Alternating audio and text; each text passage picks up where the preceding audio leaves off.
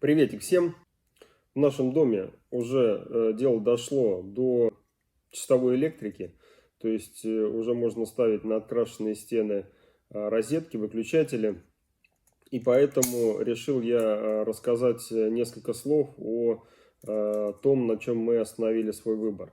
Розетки, проходные выключатели решили взять достаточно простенькие и сравнительно недорогие. Фирма Legrand. Серия называется «Структура». Серия отличается тем, что выпускается в России и выпускается только для магазинов Leroy Merlin. В других магазинах этих розеток, выключателей этой серии просто нет.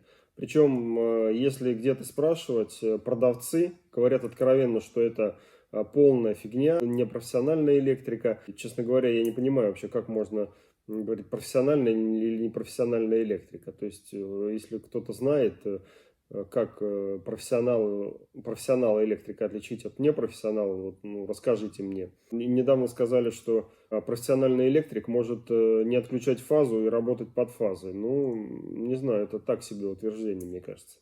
Розетка стоит что-то около 150 рублей. Ну, рамка тоже там стоит там какую-то сотню денег. Значит, вот проходной выключатель стоит, по-моему, 225, ну или что-то около этого рублей. Говорят, что вот эти светодиоды, они долго не живут, месяца через 2, через 3 они погибают. Я проверю это и потом, если что, допишу видео о том, сколько они живут. Что нужно сказать о некоторых нюансах? Розетку, выключатель можно установить любым образом. Можно вот так установить ее, можно вот так установить ее. Как и любые другие модульные конструкции, это все стыкуется. Зазор есть для регулировки, и проблем с тем, чтобы все нормально выставить, не будет ни у кого. Можно поставить сюда саморез. Вот на саморезы можно посадить. Если вот как я нарукожопил, и у меня, если выставляешь на саморезу, то получается достаточно кривенько. Ну, не так кривенько, ну, кривенько, да. Можно использовать вот эти зацепы. То есть они цепляются в подрозетник, и все нормально, хорошо, красиво встает. Какие есть минусы? Пластик достаточно хлипенький. То есть, ну, он не ломается, но такое ощущение, что вот чуть-чуть его даванешь, и он может сломаться.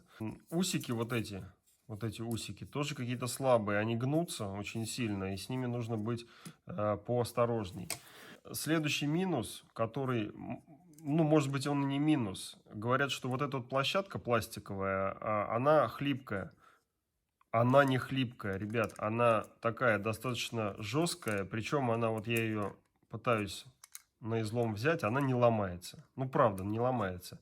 То есть я не топлю за Leroy Merlin там, или за Legrand, но все-таки оно не ломается. В отличие от выключателей, розетки реализованы на винтовых зажимах, а вот выключатели и переключатели проходные почему-то реализованы на пружинных зажимах. Не знаю почему, можно было бы какую-то унификацию произвести.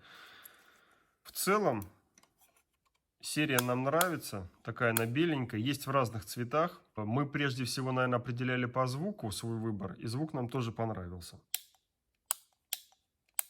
Такой приятный звук. Для работы с розетками настоятельно рекомендую биту или отвертку PH1.